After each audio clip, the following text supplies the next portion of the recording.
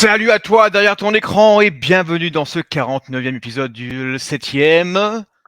Argument! Argument. Weekend! Bon, c'est pas une guitare, mais ça le fait. Ça le fait, ça le fait. On est en mode vengeance, on est en mode fire. Démarrer les engins, démarrer les moteurs et bienvenue à La vous tous, fureur. la fureur, pour parler de Furiosa, une saga Mad Max. Je suis très content d'accueillir mon Warboy préféré, alias Mathieu. Mathieu. Ouais. J'ai pas mieux. Je ne m'appelle pas Immortan Joe. Mais Immortan Mathieu, ça fait bizarre. Ça fait pas mal, ouais. Ou alors Dementus Mathieu, comme vous voulez. Dementus, j'ai plus les cheveux pour ça. Ouais, t'as plus les cheveux, tu t'es fait raser. Bon, en tout cas, on est très Eh, content de vous retrouver dans ce nouvel épisode de C'est Argument. Écoute, on est en duo aujourd'hui. Notre eh, reste d'équipe n'a pas pu être dispo ou n'a pas été intéressé par ce film. Et je leur dis, eh ben, c'est bien dommage, les gars. C'est bien, c'est bien dommage. l'apocalypse. C'est C'est l'apocalypse, la guerre nucléaire, ils ont été balayés en dessous. c'est la désolation, mais on est encore là, on est encore là. Et puis voilà, bon écoute, un bon mois s'est bien écoulé depuis la dernière critique. Et puis bon, il y a eu le live Planète des Singes. D'ailleurs, je vous remercie à ceux qui l'ont regardé, Oui. puisqu'on a pété les scores. Mais aujourd'hui, on change encore de registre. On change encore d'univers, quoiqu'un univers déjà initié en 79, si je ne me trompe pas, Mathieu, pour le premier. Alors, le premier Max, je crois que c'est 79, ouais. Ouais, donc initié Faudrait par vérifier. le réalisateur australien George Miller, connu pour plein d'autres choses que Mad Max, notamment Babe, le cochon dans la ville, ou même Ou Happy Happy Feet. Feet, voilà. Voilà. Et ce bon vieux réalisateur de 79 ans maintenant nous sort une suite encore à sa saga, parce qu'il a réalisé tous les opus, le 1, le 2, le 3 avec Mel Gibson. On a eu la claque Fury Road en 2015, et là vient de sortir dans les salles du coup Furiosa, une sorte de spin-off préquel sur du coup Furiosa, le personnage qu'on avait découvert campé par Charlize Theron dans le précédent volet. Ici, C'est le préquel. voilà, voilà. C'est Anya Taylor-Joy qui prend le rôle. Qui prend le rôle, voilà, et puis il y a aussi une petite Et elle le actrice, alors, fait très bien. qui joue aussi Furiosa pour ce conte fantastique, mythologique, cette fable, je ne sais pas comment on peut la décrire.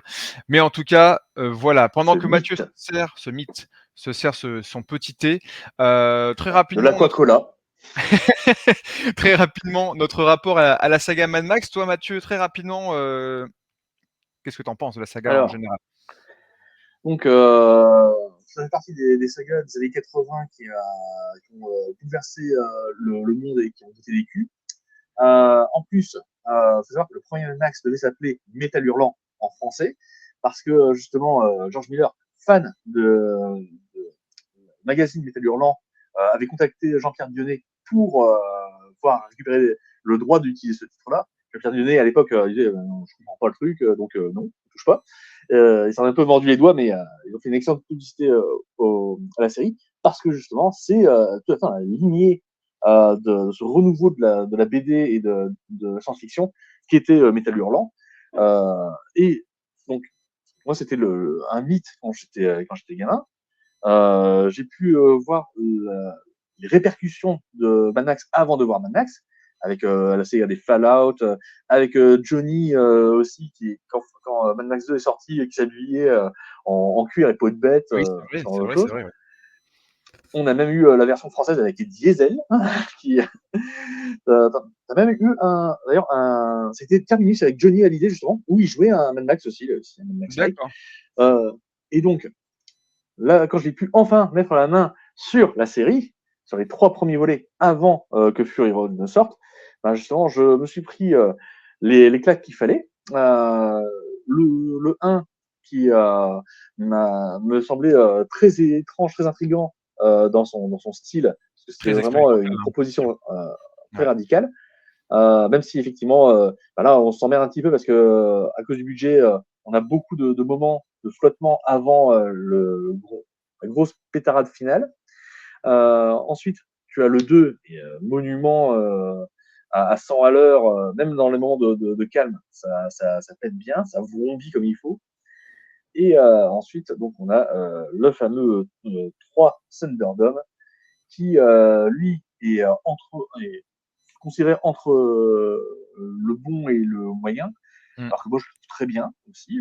C'est effectivement à chaque fois des films très différents et avec une chronologie qui est absolument absurde, mais quand tu le prends quand même, c'est comme si tu voyais en fait 3 univers parallèles. Et franchement, ça vaut le coup. Et puis ensuite, donc, il y a eu Fury Fury Road en 2000. qui a déboulé, que j'ai beaucoup apprécié, même si je trouvais au départ que c'était moins bien que le 2, mais c'est parce que j'étais trop attaché au 2. Et puis à force de le revoir et de réapprécier encore une fois le fourmillement d'idées à la seconde, comme ça, donc toute une série qui est comme ça, Comme tout ça. simplement.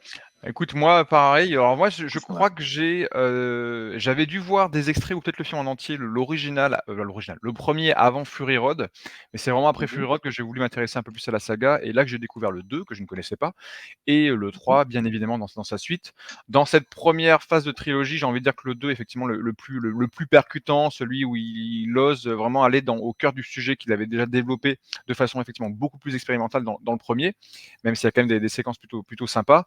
Et le 3, oui, alors forcément, il est un peu moins bon. Moi, en fait, ce qui est marrant avec le 3, c'est que j'ai l'impression que c'est une sorte de mix entre Mad Max, Indiana Jones et le Temple maudit, mélangé avec effectivement un petit peu du 1. Donc en fait, il y a un petit peu des briefs de plein de choses. Mais ce qui est intéressant, c'est que dans ces trois premiers films, ils vont toujours en retirer et en garder quelque chose qui va insuffler de puissance max dans les deux prochains après qui sont arrivés. Donc 2015, Fury Road, là j'ai pris une claque. Je crois que j'avais pas vu un film d'action qui m'avait autant retourné depuis des années.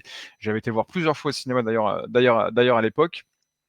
Et donc j'attendais forcément, on attendait, je pense forcément, Furiosa, même si j'avais quelques petites réticences suite aux bandes annonces, mais j'avais quand même hâte de voir, ce qu'il allait en faire et est-ce que ça allait être mieux, moins bien ou différent que Fury Road? C'était la question qu'on se posait et je pense qu'on a eu notre réponse puisqu'on va en parler juste après. On lance la bande annonce, on lance les moteurs et on donne notre avis, sans spoil pour commencer, sur Furiosa, une saga Mad Max. Est-ce que tu es prêt, Mathieu? C'est parti? Je suis prêt. On est prêt. 3, 2, 1. Faites chauffer les moteurs. Vas-y. I'm Furiosa! He took my childhood and my mother. I want them back. I want them back! The question is, do you have it in you to make it epic? Furiosa, a Mad Max saga. Only theaters May 24th. Et oui, est-ce que George Miller va tenir assez longtemps pour devenir un mythe? Je crois qu'on va avoir la réponse aujourd'hui dans cette vidéo. Voilà, donc venez voir un petit extrait, un petit teaser de Mad Max Furiosa qui est maintenant en salle depuis mercredi. Alors, Oui, Mathieu, petite je t'écoute. question. J'ai des problèmes de son. C'est Warner Bros qui nous casse les couilles encore avec Ah, les droits à l'image. non, parce qu'on n'est pas en direct, donc normalement, ils peuvent pas nous couper ça en direct. Ah, Non, pourquoi t'entendais mhm. pas le son? J'entendais pas enfin, j'entendais le son, mais c'était passé Un à peu la faiblard. minute comme si. Voilà. D'accord. Donc, Bon, en tout cas, non, tout va bien. On enregistre en local, là, dans tous les cas, donc on n'est pas en direct pour l'instant. Mais les gens qui nous regardent, maintenant, on découvre la vidéo. Donc, du coup, je disais Furiosa, effectivement, donc vient de sortir dans les salles, préquel spin-off à Fury Road, tout simplement, mhm. puisqu'on va suivre tout simplement la jeune Furiosa qui va être kidnappée des années auparavant par une bande de sauvages, notamment gouvernée par un De certain motard. ouais, une bande de motards, de pillards, de pirates comme vous voulez, des routes, du coup, dirigées par un certain, Dementus? Dementus. Dementus, du coup, qui est joué par Chris Hemsworth et Avec une prothèse nasale. Faut avec quand une même fausse le nasale. souligner. Ils l'ont mochetisé, c'est vrai. Il a fallu. C'était un peu bizarre au début, mais on s'y fait vite, je trouve. Et du coup, on va suivre du coup en parallèle donc effectivement, Furiosa qui va tenter de survivre dans ce monde de fous, de ce monde, complètement, de monde de désolation. Et en parallèle, on a ce personnage de Dementus qui va chambouler un petit peu l'équilibre instable, bien évidemment, de ce monde post-apo où forcément il y a Pétroville, il y a la citadelle et il y a Et le moulin à balles. le moulin à balles. Je cherchais le dernier. C'est ça. Merci. Hé, Donc il va hé. Je vouloir le savais. se monter les uns contre les autres. Il va vouloir récupérer un petit peu le beurre, l'argent du beurre, la crémière et même, et même plus. Ouais. Et en parallèle, voilà, Furiosa va tout tenter pour survivre et essayer de retrouver les siens là où elle a été kidnappée, à savoir la fameuse Terre verte, le paradis de ce monde-là. Et pour une première fois, je trouve, George Miller catégorise dès le début, même si on pouvait s'en douter, que c'est bien en Australie que se passe la saga. Oui. Ce qui n'était pas forcément le Ça cas. aussi, Alors, ça je sais m'a pas, choqué. dans le tout premier, je sais pas s'ils en parlent vraiment, mais là, clairement, on est Non. compris qu'on est bien en Australie. Australien, forcément de natif, donc forcément, ça me semblait évident. Et forcément tourné en grosse partie en Australie. Donc bon, voilà, tout est rentré dans l'ordre. Voilà pour ce Blue Beluga de synopsis, mais vous avez compris l'idée. Et bien évidemment, ça se passe sur de longues années, puisqu'il y a beaucoup d'ellipses de temps et ça se passe sur une quinzaine, voire une vingtaine d'années, avant que démarre Plutôt dixième la quinzaine. Ouais, une quinzaine d'années, ouais, je pense. Avant que Ok. démarre du coup la dernière route de Fury Road, c'est vraiment, on relie la boucle directement à ça. Même, j'ai envie de dire, on pourrait limite se faire Furiosa et dans l'enchaînement, la dernière partie, le 4e voire le 5e Hmm. acte, ça serait Fury Road en fait la dernière, Ah, mais la totalement. ligne dernière ligne droite. Très bien, bon sans spoiler, on va du coup, donner notre avis, pour l'instant avec Mathieu, et On bien commence évidemment juste avec Furiosa c'est ou est-ce qu'on fait aussi le reste? ah non, non, on parle juste de Furiosa aujourd'hui. On est en 7e Ah, argument, d'accord. on n'est pas en ah non, on n'est pas en live, saga, on est vraiment sur le 7e argument, Ah. eh oui. Ah ça y est Mathieu, tu es Ah. au courant, on est en 7e argument? Oui, je sais, mais moi, je Ouais. me disais, si on était que 2, on pouvait faire Ouais, non, la saga. ça va être un peu long. On va garder le format, Ok. comme j'avais hésité d'ailleurs ce mois-ci à faire Planète des singes ou Furiosa. Je me suis dit: «Furiosa, on va le garder pour un 7e argument» et puis là, on en a parlé Planète des singes de long en large. Mais une prochaine fois, peut-être s'il y a une suite à Furiosa, si ça Ouais, marche avec très bien, il y plaisir. a des chances. Du coup, on va modifier notre pseudo pour y rajouter notre note. Mathieu, Ok. on est parti. Donc c'est Modifier les toujours une notes. note sur 5 Ouais. Hop. et du coup, c'est bon pour toi? Ah, non, attends, il a pas Il l'a noté. pas rentré? Oh là là, il l'a pas rentré. Attends une Qu'est-ce seconde. qui se Là, si passe? je fais comme ça. Ah, tac. Est-ce que c'est bon? Mais non, mais bordel! Pourquoi est-ce qu'il me ah! Si, je viens de comprendre. Désolé, c'est moi. T'inquiète, je t'en Hop. prie. Allez, j'affiche la mienne, Tac. OK, moi je affiche la suis tienne. tac, c'est bon. Voilà, c'est Très bien. enregistré. Donc on a un 4,5 sur Oh! 5, on a un 5 sur 5. Je crois que c'est la première fois qu'en cinéma argument, je mets une note aussi haute. Pas dénué de défauts, mais pour moi, il vaut un Il me 5 sur semble 5. aussi. On va en parler juste après. Donc voilà, j'ai envie de dire à ceux qui n'ont pas voulu faire, de critique avec nous, les gars, je crois que vous avez loupé quelque chose. Vous avez loupé l'amour qu'on peut donner à ce film, puisqu'effectivement, on a Ah beaucoup, oui. beaucoup aimé. Écoute Mathieu, même si c'est pas beaucoup en moins, tu vas nous dire, ce que tu as pensé pour l'instant sans spoil de ce film et pourquoi tu as clairement, bien aimé. Ouais. Alors, comment dire? Faut aussi le replacer dans un contexte. Nous sommes, en 2024, hein, même Jordan Bardella s'en rend compte.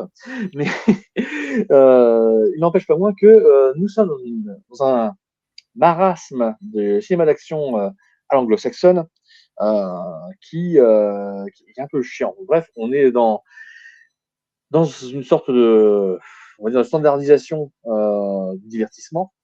Et puis, tu as George Miller, il vient avec ses grosses couilles féministes en plus, et qui vient les poser, histoire de montrer un petit peu qui c'est le patron, qui fait des bons films. Et qu'est-ce qui se passe quand on a une bonne direction artistique, un bon montage, un bon script, des bons personnages qui sont bien dirigés, et que là justement on a aussi un univers qui vaut le coup d'être regardé. Donc là, là, pourquoi j'ai mis 4 sur 5? Parce que déjà, je pouvais mettre moins. Ça ne pouvait pas mériter moins que ça. Et j'ai pas mis par contre 5 sur 5 parce que les 5 sur 5, j'en mets assez peu en fait. J'en rends compte de plus en plus. Mais il y a quelques éléments qui m'ont fait tiquer. Par contre, là, il faudra qu'on aille dans le spoiler pour le On dire. verra dans le Mais, spoiler, ouais, t'inquiète pas. mais pour le dire en deux phrases, il y a un élément qui m'a fait sortir de la, du Du film? contrat de suspension de l'incrédulité. Et c'est dommage parce que c'était vraiment un détail. Mais sinon, il y avait un certain manque de propos sur certaines questions. En fait, il y a un détail là, quand je peux le sortir, qui m'a embêté. Chez Dementus, tu as une seule femme qui fait partie du groupe, qui est montrée comme faisant partie du groupe. Franchement, cette horde aurait mérité d'être un véritable condensé entre hommes et femmes, surtout par rapport à Fury Road, qui avait un propos féministe véritablement. Là, faut montrer des gens qui survivent. Hein, justement, là, il faut montrer des gens qui survivent, pas simplement une opposition homme-femme, même si effectivement on a un personnage, comment il s'appelle, Je vois. le prétorien Jack, qui joue le rôle de seul mec potable de toutes les terres désolées. Donc voilà, c'était juste une maladresse de propos et une maladresse de scénario. C'est les seuls défauts. Et le reste, c'est simplement parce que j'ai j'ai pas, j'ai pas été à 100%, quoi. Voilà. D'accord. Mais franchement, vous pouvez pas mettre en dessous de 4-5. Non, d'accord. Non, je suis d'accord avec toi. Alors effectivement, moi, si vous regardez tous les anciens épisodes, on est bientôt à 50 épisodes. Je n'ai jamais mis, je crois, de 5 sur 5. En tout cas, en film chroniqué pour Tiens Argument, j'en mets aussi quand même assez rarement quand je note les films. Généralement, mon 5 sur 5, c'est le top 1 qu'on fait en fin d'année. Même si là, je vais chipoter aussi, il y a des petits détails qui m'ont un petit peu chagriné. On en parlera aussi un peu plus peut-être en partie spoil. Mais je ne voyais pas aujourd'hui, effectivement, comme tu l'as dit, Mathieu, dans l'ère hollywoodien qui est dans le film d'action dans nos salles en ce moment. Franchement, on est largement au-dessus du haut du panier. En fait, moi, ce qui m'épate, c'est que de voir ce réalisateur, j'ai notifié au début de la vidéo, qui va bientôt avoir 80 ans, qui a tenu sa saga de A à Z, donc il est papa de tous ses films, en plus de films avec des approches totalement différentes. À chaque fois, il me surprend et surtout dans les 2 derniers, j'ai pris autant une claque devant Fury Road que devant Furiosa, même si les 2 films sont très différents, puisque j'ai envie de dire limite Fury Road, c'est un shoot que tu prends, qui va t'envoyer à 100 à l'heure pendant tout le long du film, alors que là, du coup, sur Furiosa, on est plus sur un Red Bull qu'on va apprécier boire et que ça va monter, monter, monter, monter, monter, mais avec forcément un peu plus de rythme. Et là, on raconte un peu plus une histoire avec des personnages qui sont ancrés par-ci par-là. Alors Fury Road, c'était un one shot où on t'expliquait un petit peu les bases, on t'expliquait un petit peu l'univers. Et dans Furiosa, j'ai adoré me replonger et comprendre cet univers de façon un peu plus grand, un peu plus. Là, on navigue un peu plus dans ce que c'était cette Australie de George Miller. Et effectivement, je trouve que Furiosa, même s'il y avait des doutes au début sur le personnage et sur le côté intérêt du personnage, là, il est clairement bien amené. Point de vue féminin, forcément, bah, c'est encore plus intéressant aujourd'hui. Et au-delà de ça, bah, j'ai pris mon pied, quoi. J'en ai pris plein les yeux. Au bout de 5 minutes, j'étais déjà convaincu, j'étais dans mon siège en train de me dire: «Bon, bah, c'est bon, allez, les 2 prochaines heures, c'est sûr que je vais kiffer. Il y a pas grand chose qui va me faire sortir du film». Les 2h30 passent plutôt bien et même j'ai envie de dire très, très bien. J'ai pas senti de longueur particulière, c'est plutôt, à chaque fois qu'il y avait un nouveau chapitre, je fais: «Oh putain, ouais d'accord, cool, ouais encore ça, oh il y a encore ça, oh il y a encore ça», même si les 2 derniers sont les plus gros si je me trompe pas. Mais Ouais, je crois, ouais. ouais, mais franchement, j'ai pris mon pied, vraiment vraiment de ouf. L'ADA, incroyable, le casting, alors j'étais pas forcément convaincu par tous les personnages, notamment, Anya Taylor-Joy que je trouve une bonne actrice, mais là dans Furiosa, je me suis dit: «Est-ce qu'elle va réussir à être à la hauteur de Charlize Theron?» En tout cas dans son charisme. Pareil, Chris Hemsworth, j'avais un petit peu peur et finalement, même si au début du film, il passe de façon, effectivement, exprès, hein, comme un petit peu comme une sorte de gigolo, un mec un petit peu, qui sait pas trop faire, de façon, sereinement les choses. Et non, non, je trouve qu'il marche très, très bien et même il y a quelques subtilités qui dans son personnage qui s'annoncent tout le long du film. Et non, franchement, je mets un 5 sur 5 parce que vraiment, j'ai très peu de défauts à donner. Je vais en donner, très légèrement, allez, un maintenant et puis on en parlera un peu plus en partie spoil. C'est peut-être un petit peu plus, je dis pas qu'il n'y en avait pas dans celui d'avant, mais je trouve que le côté numérique de certains effets se voit un peu plus que dans Fury Road. Alors, ça me gâche pas trop le film parce qu'on comprend bien que dans Furiosa, il y a un univers un peu plus encore fantasmagorique que dans les précédents. Mais je trouve que voilà, qu'il y a quelques petits effets qui me chagrinent un peu plus. Mais au-delà de ça, et puis les effets de caméra forcément qui peuvent pas être faits en physique, on va dire au sens réel, qui Logique. se voient peut-être un peu plus que dans Fury Road, mais dans l'ensemble, quelle claque quoi! Quelle claque, quelle claque! Donc je peux pas dire grand chose de plus, parce que j'ai très peu de défauts à donner, même s'il y en a effectivement quelques-uns si je veux chipoter. Mais au-delà de ça, je veux dire, quelle maestria de nous en mettre plein la tête, de raconter une histoire qui est effectivement, l'impression d'être très simple sur le papier, mais en même temps, hyper métaphorique, hyper sensible aussi, parce que c'est pas juste des gros bourrins, qui vont faire des cascades en moto et en voiture. Il y a des petites métaphores par-ci par-là, notamment, bah, par exemple, Dementus qui est justement une sorte de gardien des enfers avec avec ces 3 chiens qui sont un peu les cerbères. Bon bref, il y a des petits détails qui sont posés comme ça, qui ont l'air du coup innocents, mais en fait pas du tout. Tout est bien calculé. Et même, encore une fois, s'il y a très peu de lignes de dialogue, comme le pouvait l'être aussi dans Fury Road, donc je crois que dans Fury Road, il y avait 30 lignes de dialogue en tout. Là, on est autour d'une 60aine de ce que j'ai entendu dire. Les dialogues sont très bien écrits, c'est simple, efficace, et même il y a des punchlines qui restent encore en tête.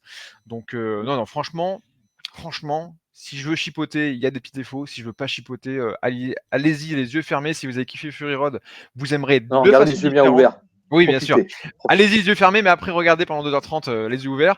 Mais voilà, si vous aimez Fury Road, ça sera très différent, mais en même temps, ça se complète vraiment très très bien. Et au-delà de ça, je sais qu'il y a des gens qui ont été un peu déçus parce qu'ils s'attendaient vraiment à revoir un Fury Road version 2.0. Mais j'ai envie de dire, en fait, non, c'est ça qui est malin. C'est qu'il n'a pas fait à chaque fois les mêmes films. Et c'est pour ça que ça marche à chaque fois. Et à chaque fois, tu as la même essence, la même gasoline dans les moteurs. Mais l'histoire et C'est la ça. route sera toujours différentes. Il faut donner aux gens ce dont ils ont besoin, pas ce qu'ils veulent.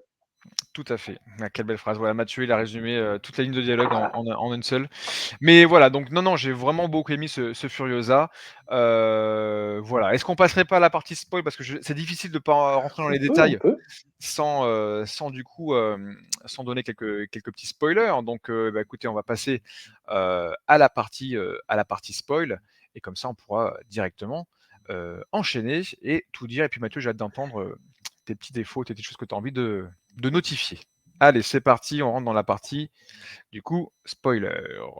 Je cherche mon bandeau, il est là.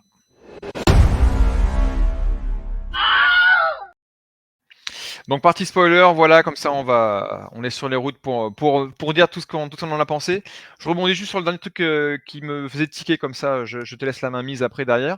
Je trouvais juste aussi qu'en termes d'effets visuels, je sais pas si ça t'a fait ça, mais j'ai eu du mal avec. Alors l'actrice joue très très bien, la petite fille qui joue Furiosa avant que ce soit Taylor-Joy. Dans les gros plans, dans le moment où on filme son regard, j'ai l'impression qu'il y avait certaines retouches numériques. Je sais pas si ça t'a fait cet C'est effet-là. possible. J'avais peur qu'ils Non, avaient moi, je un petit n'ai pas peu, remarqué. peut-être modifié le regard pour que ça ressemble plus à un regard qu'après va avoir l'actrice Anya Taylor-Joy. Je sais pas pourquoi, j'ai l'impression que dans ses yeux, dans ses expressions ou peut-être dans le côté lisse de son visage, par moments, il y avait des retouches numériques. Je sais pas si c'est vrai, hein, mais c'est le C'est ressenti que j'ai eu possible. pendant toute la première C'est partie du possible. film où il y a cette petite fille qui est d'ailleurs incroyable. L'actrice là qui joue la petite, j'ai trouvé qu'elle Mm. avait, qu'elle dégageait quelque Alina chose. Brown. Ouais, elle dégageait vraiment quelque chose. Donc voilà, et après, autre petit défaut, peut-être que la musique est légèrement en dessous de Fury Road. Je trouve que le thème reste un petit peu moins en tête. Alors c'est même C'est composé simplement une par reprise des thèmes de Junkie alors, XL. Hein, donc il y en c'est a pour ça. certains qui sont des reprises par moment, mais le reste de la composition, c'est quand même des choses totalement originales, totalement composées pour le film, hein. C'est Tom Ockenborg, aka Junkie XL qui est encore à la BO. Mais je trouve qu'elle était un peu moins marquante que Fury Road. Mais voilà, tout le reste, je vais pas en dire, mais je l'ai déjà assez dit. Mathieu, toi, sur quoi tu veux rebondir? Quels sont les petits peut-être écrous, les petites vis qui t'ont un peu moins plu? Ah. Alors, donc, il y a, comme je l'ai dit, la question du féminisme telle qu'elle est présentée dans ce film. Ah, là, on voit exactement 4 mâles blancs qui sont en train de dominer. C'est hyper, comment ça s'appelle, esthétique, c'est hyper iconique, mais bon, c'est un petit peu grossier, un peu forcé, c'est un peu dommage. Et donc, moi, ce que j'aurais vu, c'est voir genre plus de femmes actives dans le film. On a quelques-unes, comme on a par exemple la femme qui vit dans les tunnels Oui. et qui Ouais, cultive ouais. les asticots. Tu as les femmes d'Immortan Joe. Tu as donc la femme de Demetrius. Et bien entendu, tu as Furiosa et la tribu des Vivalini, qui est une tribu effectivement bien mixte. Mais justement, voir des femmes survivre dans les terres désolées, je pense que ça aurait donné un truc en plus. Alors là, c'est pas un défaut, mais je profite. Le film précédent de George Miller, c'était 3000 ans à t'attendre, un chef-d'œuvre aussi 4,5 sur 5. George Miller, franchement, c'est un réalisateur de dingue. Alors moi, Et je me coupe Mathieu, mais je l'ai vu le ouais, film aussi, celui d'avant. Justement, je trouve que dans ouais. Furiosa, il y a un petit peu cet air en comment on conte des histoires qui a été un peu insufflé dans Furiosa. Après, effectivement, le film m'avait quand même un petit peu moins touché, mais je trouve que la façon dont il met en scène, donc il raconte effectivement ses épopées, ce mythe, ces histoires, ce qu'il avait du coup démontré dans 3000 ans à t'attendre, il y insuffle dans la Ouais. dramaturgie de Furiosa. Tout à fait, tout à fait, tout à fait. Et c'est même une technique qu'il avait commencé à appliquer dès Mad Max 2, puisque Mad Max 2, c'est un film avec narrateur, avec des images d'ailleurs qu'on retrouve au début de Furiosa, Ouais, l'explosion nucléaire, le souffle nucléaire, qui a été réutilisé. c'est vrai. Euh, et donc, alors, juste, ce que je voulais dire là-dessus. Moi, je t'ai Oui, perdu ton fil. non, non, je t'en prie, je t'en prie. En tout cas, je vais aller sur le défaut donc, à sortir en spoiler. C'est le moment où Praetorian Jack et Furiosa sont capturés par Dementus et torturés. Tu as donc Furiosa qui est attachée par le bras, ce fameux bras qu'elle va perdre pour s'enfuir. Le problème, c'est que pour s'enfuir, elle a pris une moto, alors qu'elle était encerclée par des mecs en moto, donc tous les yeux étaient aussi sur elle. Donc, comment elle a fait ça? Et Je là, suis je me suis d'accord. dit, ah, par les écritures. Par les écritures, Il là, y a parce que c'était pas même possible que ça sorte comme ça. deux petites paresses d'écriture, effectivement. Alors, c'est des facilités scénaristiques, bien évidemment. Il y a ça, effectivement, l'histoire du bras. Et il y a aussi le moment où, au tout début, la petite s'échappe, du coup, essaye de Mmh, s'échapper de la citadelle. Et bah, du coup, ouais. après, il l'oublie et puis il la recherche plus, quoi. Et je trouve que c'est Bah ouais, ça, un peu gros de pas se rendre compte qu'au bout d'un moment, bah, il y a un petit homme une personne qui s'est passée pour un homme qui est un peu chétif, qui devient une femme. Et même quand je sais plus, c'est pas Brutus, mais qui a failli la reconnaître à un euh, moment, c'est quand ils veulent Scrotus. C'est Scrotus, quand Scrotus ils qui l'a veulent reconnaître. construire la fameuse citerne de l'enfer, où là il est presque prêt à la reconnaître. Et justement, en plus, il y a l'histoire aussi des tatouages qu'elle va se faire sur le Ah bras. non, ça c'est Rictus Erectus. Rictus. Qui... Et voilà, qui prend son bras à un moment et qui dit: «Attends, mais je te connais toi». Il y a une sorte de réflexion de reconnaissance. Effectivement, ça va plus loin. Heureusement qu'il est con. Hein. Ouais, vachement du temps à reconnaître quand même Furiosa qui effectivement était la petite, rescapée. Mais voilà, effectivement, il y a peut-être que quelques petites, voilà, Et surtout que Immortan Joe lui-même ne la recherche pas aussi activement qu'il avait dans Fury Road, effectivement. Un peu donc étonnant. voilà. Mais bon. Qu'est-ce que tu as Ensuite, pensé toi de Immortan Joe justement? Parce qu'il est plus campé par le même acteur qui jouait dans Mad oui, Max Fury Road et dans le il joue aussi le méchant du le premier premier si je me Max, trompe pas. c'est ça, il faisait Top Cutter. Donc puisqu'il est mort dans les années 2020 je crois et il a été C'est ça. changé. Je trouve que bon, même si le make-up et tout le reste, ça fait plutôt le taf, je trouve quand même qu'en termes de charisme, alors peut-être dans la mise en scène, peut-être dans la posture du personnage, je le trouve un peu moins, charismatique que celui de Fury Road. Oh, il profite bien justement que Immortan Joe était déjà extrêmement grimé et surtout avec son masque. Donc, pour moi, ça passait. Je n'ai pas vu de grosses différences. En termes de Je me suis dit, prestance, je non, sais pas, ça j'ai va. l'impression il était moins imposant, il faisait moins peur je trouve que Bah, dans, c'est surtout qu'on lui a mis plus de maquillage, ce qui fait qu'il a la peau beaucoup plus lisse. Parce que Immortan Joe, dans Fury Road, il avait justement un côté aussi très granuleux. ouais. Donc, à mon avis, c'est ça aussi qui joue. Et le fait aussi, bien entendu, que comme là, on voit de la géopolitique, ça c'est un des éléments qui me plaît énormément dans cette saga. C'est euh, c'est aussi ce que j'avais beaucoup aimé dans La planète des singes, le dernier, qui est sorti, c'est qu'il y a une question de géopolitique. Comment est-ce que le monde fonctionne? Et là, justement, c'est toute la question, puisque tu as un envahisseur étranger des Ventus qui vient foutre le boxon dans les trois puissances qui s'équilibrent. Forcément, là, il y a quelque chose à creuser. Et là-dessus, moi, j'ai été très content, surtout que c'est une façon de penser qui est bien faite. C'est vraiment, chacun est interdépendant, il y a des échanges, et surtout, donc là, Immortan Joe, qu'est-ce qu'il fait? Il fait son boulot de dirigeant. Dictateur, bien entendu, mais dirigeant. Et Et on se rend compte que c'est pas franchement, le seul à ça avoir, marche beaucoup. une sorte de plein pouvoir, parce que dans Fury Road, on a vraiment l'impression que c'est carrément le dictateur, suprême. Mais là, le fait qu'il développe Mm. effectivement, puis il y a souvent cette cohésion avec en tout cas avec, l'autre qui a le gros pied Le là et moulin le à nez qui balles, voilà, ça, c'est le le Maniteur, le le mangeur d'hommes, Maniteur, ouais. Ouais, voilà. qui justement a pris le pouvoir sur Petroville, alors qu'avant c'était le comptable de Immortan Joe. Donc C'est ça. là, on explique pourquoi est-ce que Immortan Joe justement est aussi puissant dans Fury Road. C'est parce que justement de trois puissances, en fait, il a maintenant deux puissances, dont une qui est inféodée à la première. Bah, suite Donc à la chute et à la guerre qu'il y a eu à cause de Dementus, donc du coup, c'est comme ça qu'il a c'est récupéré ça. après je pense Pétroville, effectivement. Ouais. Et le moulin à balles lui est redevable parce que justement, il a fallu le récupérer. C'est ça. Et ça aussi, scène dantesque avec Praetorian Jack, Furiosa qui s'en prennent à Dementus dans le moulin à balles. Elle est géniale cette scène-là. Ah Et ouais, elle est surtout, cool. moi, je voudrais aller sur le personnage de Dementus, justement, que tu as très bien mis en image. C'est là que tu vois, le personnage a un côté ridicule avec son nounours, avec sa grandiloquence, avec ses aspirations qui sont des aspirations en fait de sale con. Mais en même temps, jamais il est montré comme étant un personnage qui n'est pas dangereux.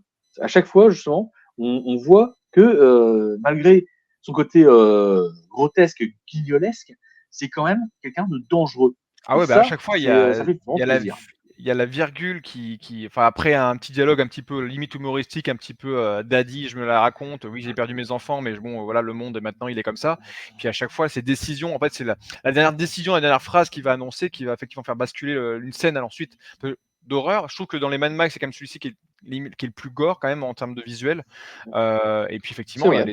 des séquences de torture, forcément liées à Dementus, bien évidemment, notamment la séquence on n'y voit rien, hein. On voit pas grand-chose, mais je la trouve hyper lourde, c'est quand ils tuent du coup le camarade à Furiosa, j'ai perdu encore La, son nom. la mère de Furiosa, c'est la mère de Furiosa. Oui, non, Ah non, tu parles de. je te parle de la séquence Oui. où du coup, il fait tourner en rond pendant des heures et des heures, toute sa troupe, plus, bah, du coup, le mec qui est enchaîné, à une moto et qui va crever Praetorian Jack. voilà. Et je trouve que cette séquence, même si on ne montre pas grand-chose, je la trouve lourde de sang, je la trouve, horrible en Ah plus. oui. Et le moment où il dit: «Bon, alors on arrête, j'en ai marre», même si tu vois pas ce qui s'est passé, tu vois pas le résultat, tu t'imagines que le mec, il ressemble plus à grand-chose, quoi. C'est vraiment il y a vraiment des séquences un petit peu dures, mais dans le sens où ça apporte vraiment du cachet au film, et notamment la séquence effectivement de torture, comme tu as dit, la mère de Furiosa.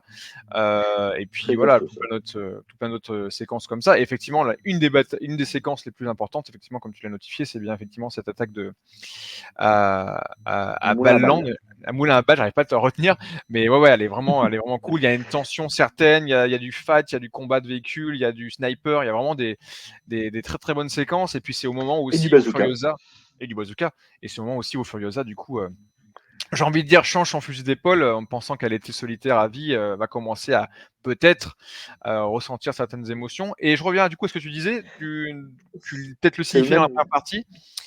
Tu trouvais que la pseudo-romance qu'il y a entre ces 2 personnages, tu la trouves bâclée ou pas utile? Non, non, non, elle est bien. Et surtout, justement, ça fait écho au passage enfin, au cheminement que va faire Max dans Mad Max Fury Road, puisque lui aussi, il se voulait solitaire, ne voulait euh, s'occuper de personne, et finalement, il s'oblige à s'ouvrir aux autres. C'est ce que fait Furiosa. Et la façon dont on le fait, justement, Furiosa avec Praetorian Jack, franchement, je trouve que c'est très bon. Parce que c'est d'abord une question d'intérêt qui fait qu'ils travaillent ensemble. Mais au-delà de l'intérêt, ils font ça aussi parce que en se soutenant mutuellement, justement, ils grandissent l'un avec l'autre. Et à ce niveau-là, justement, c'est un message sans aucune parole qui permet de dire que justement, l'amour au sens large, c'est-à-dire même de l'amitié jusqu'à l'amour effectivement pour créer le monde, c'est ça ce qu'il faut préserver. C'était ce qui était symbolisé par les graines des Vivalini dans Fury Road.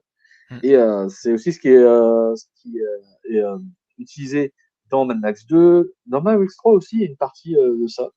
Mais c'est surtout dans Mad Max 2 où justement la fuite des survivants du lieu de forage, enfin de la ville de forage, c'est une question d'amour et de sacrifice. Mmh. Non, non, c'est vrai. Et puis même, la finalité du film par rapport au fait, donc forcément on raconte un mythe autour de ce personnage, et à la fin il dévoile différentes façons comment Dementus a pu du coup décéder. Et je trouve qu'à chaque fois, chaque proposition est plus gore les unes que les autres. Et je trouvais que la fin, de façon symbolique, alors c'est la vraie fin d'après ce qu'on a dit de Furiosa, le fait qu'il plante cette graine, ce noyau Dans la de bite, pêche dans voilà, exactement, et que cet arbre du coup prend vie et pousse grâce au peu d'énergie de ce Dementus, je trouve que voilà, en termes de métaphore et tout, je la trouve incroyable. On a limite ce côté Adam et Ève, mais complètement détourné à l'inverse, retourné de façon féministe.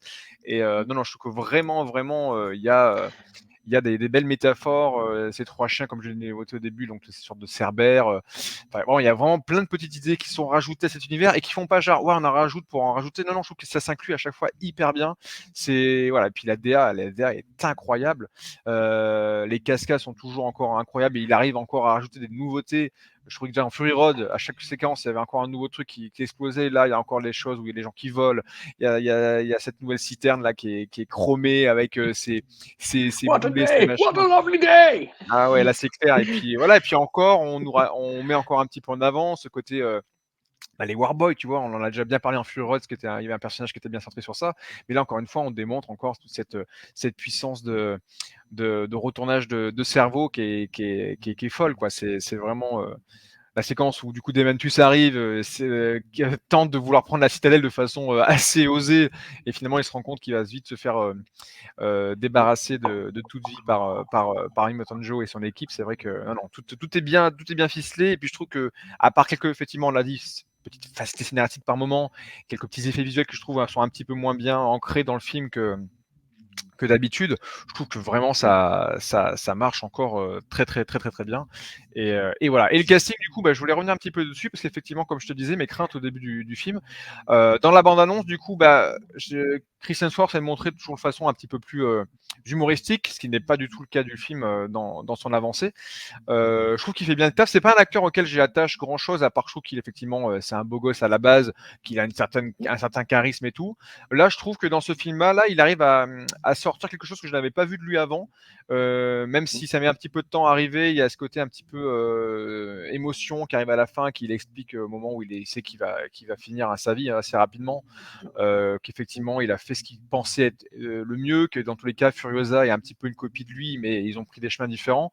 Il y a vraiment des moments un petit peu d'émotion qui sont plutôt convaincants de sa part. Et Anya Taylor-Joy, j'avais un petit peu de réticence, même si j'aime beaucoup l'actrice, que je l'ai vue dans plein de films qui m'ont plutôt plu. Je me suis dit, est-ce qu'elle va avoir le charisme de cette Charlize Theron?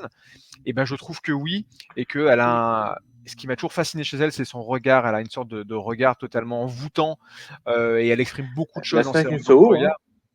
Ouais, la Snatch Soho, notamment, mais même c'est ça ce qui lui a fait gagner le rôle. notamment, mais elle était aussi bien dans The Witch que dans Split. Je trouve qu'à chaque fois qu'elle fait des prestats, il y a toujours quelque chose qui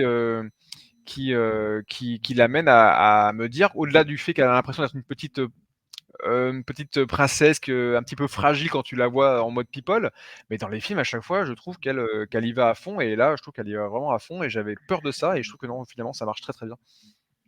Si jamais vous voulez, chers spectateurs, et toi aussi, Fabien, approfondir le personnage de Chris Hemsworth en tant qu'acteur et sur les choix qu'il fait dans sa carrière, je vous conseille la chaîne The Back Focus, Ok, qui a fait une rétrospective sur lui, justement, c'est sorti hier, et ok. c'est très très bien. On Et connaît je voulais... ses rôles dans Marvel, mais c'est vrai que Ah oui, il fait mieux. voilà, mais Mais justement, il est passé de beau gosse musclé à quelqu'un qui joue justement pour beaucoup ridiculiser ce côté-là. Et tiens, justement, là, je voulais aussi rajouter sur la question de direction artistique. Moi, ça me rappelait aussi la façon de traiter le gore et l'horreur, très proche de ce que faisait John Milius dans Conan le Barbare. Parce que là aussi, si tu regardes les détails, c'est là que tu vois qu'il se passe des choses assez incroyables. Mais sinon, tu peux très bien passer outre, parce que on ne te montre pas frontalement avec la caméra. Ah, regarde comme c'est gore, là, ici, là. Là, au contraire, c'est un côté quotidien de l'horreur qui en rajoute dans la qualité de la narration, je trouve. non, non, je Et, suis d'accord. et je voulais Mais aussi rajouter juste. vas-y, Vas-y, pardon. vas-y, je t'en prie, non, j'avais rien à rajouter. Et sur le personnage de Furiosa, c'est aussi. Vous m'avez entendu être un peu critique sur le côté féministe, mais en fait, ça, son personnage, c'est très proche du personnage d'Ellen Ripley. C'est-à-dire que c'est pas une femme où on dit qu'elle doit imiter un homme pour justement se montrer forte. Là, c'est parce que face à une situation, elle prend des décisions. Et là, peu importe son sexe, justement, ce qui compte, c'est justement qu'elle agisse et qu'elle ne laisse pas faire. C'est pas une victime. Bah, Même surtout, lorsqu'elle est face à des de décisions d'un monde qui est dominé par les hommes. Dans les hommes c'est ça. les hommes au sens H, quoi. Donc du coup, c'est qu'en fait, le seul espoir qu'il y a et à chaque fois l'espoir qui est montré dans le film, c'est via des femmes. Sa mère, Mmh. la Terre verte, tout ça, on voit beaucoup de femmes du coup, dans la première quand ils évoquent qu'elle a été fait kidnapper, on voit essentiellement que des femmes. Ensuite, les femmes qu'elle va croiser son chemin, c'est celle qui va Non, il y a essayer. quelques mecs, dans la zone verte.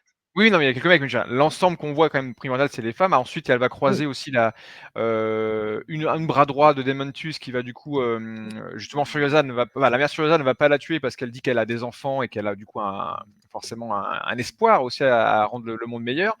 Et ensuite, bah, ouais, effectivement, tu l'as dit, il y avait cette dame qui vivait Espoir, dans les souterrains. vite douché. Oui, vite douché, mais en fait, c'est que dès qu'il y a une femme et qu'il y a des enfants, il y a une sorte d'espoir, un espoir féminin qui est respiré dans ce film-là. La nana enfin la vieille dame dans les souterrains, c'est une femme aussi qui essaye de l'aider, qui essaie de la kidnapper au début pour l'aider, et après une deuxième fois va la faire survivre quand elle va la retrouver dans le désert. Et à chaque fois, c'est les femmes qui vont être l'espoir, et justement, le film se boucle de cette façon-là avec ce fameux plan où elle va kidnapper du coup les femmes restantes pour pouvoir partir dans Fury Road, quoi. Donc vraiment, Mmh. les femmes sont l'espoir dans ce film-là et les hommes sont juste la guerre, la violence, le pouvoir. Et même si c'est un petit peu stéréotypé par les personnages, mais je trouve que ces stéréotypes-là marchent très très bien directement dans Ouais, cet c'est univers-là. Donc non, non, franchement, moi je trouve que c'est un top total. ces deux films sont complémentaires. Donc je parle toujours de Fury Road et Furiosa. C'est deux bijoux de films d'action, mais très intelligents. Il y a beaucoup plus à voir que des explosions ou que des courses de bagnole. Et je trouve Ah que oui, il faut le voir vraiment plusieurs fois, hein, pour George Miller, apprécier. bien sûr. Bah, Furiosa, j'ai envie de le revoir, toi, déjà, là. Je l'ai vu hier, mais j'ai déjà envie de le revoir. Et George Miller, il met à l'amende, mais tout le monde, il a tout compris, les codes, que ce soit des codes dans son temps, mais les codes actuels. Il vieillit, mais c'est comme le bon vin, quoi. C'est incroyable. Je veux dire, il met tout le monde à l'amende. Tous les films d'action qu'on a pu voir ces dernières années, les Marvel et autres, ou même du Fast and Furious, tout ça. Les Missions Impossibles à côté, je trouve que c'est C'est du pipi de chat, au final. C'est- c'est l'expérience, genre, il utilise son expérience correctement. Ouais, et à chaque fois, il met presque 10 ans à refaire un nouveau film ou voire 5-6 ans pour, tu vois? Le dernier, c'était il y a 2 ans là, non, c'était l'année Oui, dernière ou il y a 2 Prominent à ans? tendre, c'était, Ouais, il y a c'était 2 il y ans. a 2 ans et là, bah, il revient presque 10 ans après Fury Road et bah, je suis désolé, il met encore tout le monde d'accord et son univers, il est encore là, quoi. Non, c'est incroyable. Franchement, je suis sur le cul et c'est très rare que vous me verrez sur le cul comme ça parce que, même si à la base, en plus, c'est pas typiquement mon genre de film préféré, le «pur actionneur» entre guillemets. Là, à chaque fois, j'en redemande, quoi. Moi, j'aurais eu 3 heures de plus encore à la suite du film, 6 heures, moi, ça m'allait, hein, j'y allais, hein. J'étais vraiment pris dans ce conte, dans cette épopée, dans cette fable mythologique. Voilà, je kiffe Furiosa, je kiffe Fury Road, je kiffe George Miller. C'est voilà. Tiens, aussi, d'ailleurs, parmi les analyses que j'ai vues sur le cinéma de George Miller, il y a dans sa technique de réalisation, comment est-ce qu'il fait pour, contrairement à Michael Bay par exemple, qui nous perd dans ses cuts, alors qu'il y a aussi des séquences tricotées chez George Miller. Est-ce que tu as remarqué comment est-ce qu'il fait pour que justement on ne soit jamais perdu dans ses films? Dans l'espace-temps, la position de caméra et Non, tout, c'est ça que tu veux dire? Non? dans la façon de voir le film. Non, non, Dans bah, le- je t'écoute tout oui, je ne sais pas, non. Alors, il se trouve que justement, il réfléchit énormément son storyboard à l'avance, ce qui fait que en fait, il a toujours un point focal où tu cherches l'action. C'est souvent au centre, mais pas toujours. Mais lorsque tu as un cut, le point d'intérêt est toujours au même endroit. Ce qui fait que comme ça, tu n'as pas l'œil qui doit aller chercher d'un endroit à l'autre. Alors que Michael Bay, justement, ou Roland Emmerich, ça arrive aussi, genre, quand tu as un cut, ça va d'un côté, puis à l'autre, puis Ouais, au ouais, milieu. Et donc, tu es obligé de rechercher à chaque fois l'intérêt. le centre d'intérêt. Alors que George Miller, justement, fait suivre ça comme dans une BD. Normalement, une BD, tu fais suivre avec les phylactères, avec la composition des pages, comment est-ce que l'œil doit bouger. Ben, lui aussi, il guide l'œil du spectateur en mettant le centre d'intérêt et en le déplaçant dans un plan complet. Et c'est là qu'il fait un cut et le centre d'intérêt est au même endroit. Et comme ça, il ne perd jamais son spectateur. C'est ça ce qui rend ces scènes d'action aussi lisibles. C'est génial. OK. Et Non, pour ça, mais justement, il faut vraiment maintenant que tu me le dis, 100% effectivement, ça se sent, des quoi, plans sont travaillés. Bon voilà, Mathieu l'a enlevé sa note, mais il a bien mis un 4,5 sur 5. Je le rappelle pour ceux qui nous récupèrent si c'est en Oui. cours de vidéo. J'ai mis un 5 sur 5, ça sera pas tous les jours, mais même s'il y a quelques petits défauts comme on a pu l'annoncer, ça vaut largement la bonne copie. Donc voilà, j'ai envie d'aller le revoir. Allez, peut-être que je vais le revoir prochainement. Je ne sais pas, une deuxième fois en salle, ça sera pas tous les jours. Mais voilà, donc Mathieu est convaincu, je suis convaincu. Je pense qu'une grosse partie peut être convaincue parce qu'en termes de grands spectacles, comme j'aime le dire, je préfère dire ça que blockbuster, il y a un côté un peu moins péjoratif. Le Oui. grand spectacle, il y a vraiment de quoi d'en avoir pour ses sous. Là, ça vaut largement, largement la mise. Et j'ai envie de dire, peut-être qu'il y aura. En fait, j'aimerais bien avoir une suite à Mad Max. Alors, on a eu Furiosa, on a eu ensuite le Mad Max Fury Road. J'aimerais bien avoir une petite suite de façon peut-être différente, je m'en fous. Mais proposez-moi peut-être une suite à cette épopée Furiosa, sachant qu'en plus, à la fin de Fury Road, Mad Max, on abandonne le personnage un petit peu en termes de héros, héros des coulisses, à voir ce qu'ils peuvent en faire. Et j'ai trouvé sympa le petit clin d'œil qu'ils ont fait du coup à Mad Max dans celui-ci. Ouais. J'ai vu l'Intercepteur, je suis non, On le voit. j'ai un petit clin d'œil, mais voilà, je trouve assez subtil, bien amené. C'était plutôt cool. Bon voilà, j'ai tout dit. Mathieu, est-ce que tu veux rajouter un dernier truc? Non.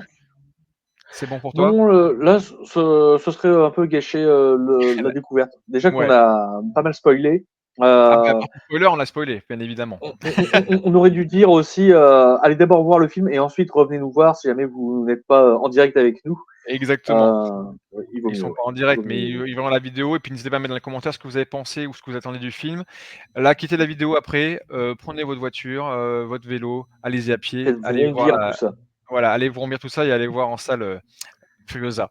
Voilà, et ben écoutez, c'était du coup notre retour sur ce film-là. On se retrouvera du coup très prochainement pour le mois de juin pour d'autres films. Il y a beaucoup de sorties là qui arrivent en juin déjà aussi, et l'été va être un peu plus chargé que d'habitude, j'ai l'impression. Mais voilà, et puis aussi j'ai jeté un œil sur la Palme d'Or qui a été décernée hier à Cannes. Je ne sais pas, enfin j'ai vu le titre du film, mais je ne sais pas de quoi ça parle. Il faudra surveiller ça aussi dans les salles, et puis tout le reste du palmarès peut être aussi intéressant. Voilà, Mathieu, je t'embrasse, mon petit Warboy préféré. Je te dis à très vite, à bientôt. Et puis, du coup, on finira avec cette fameuse petite phrase, collector, que même dans Mad Max, ça pourrait marcher. Il y a des choses que l'on voit avec ses yeux. Avec ses yeux. Et d'autres que l'on voit avec le cœur. Avec le cœur, qu'il avec soit le carburateur. avec carburateur, avec de l'eau, avec du lait, avec des balles. Bref, allez, non, à très avec bientôt. Mother Milk et Aquacola. Exactement. À bientôt. Allez, ciao, ciao. Bisous. Ciao, ciao.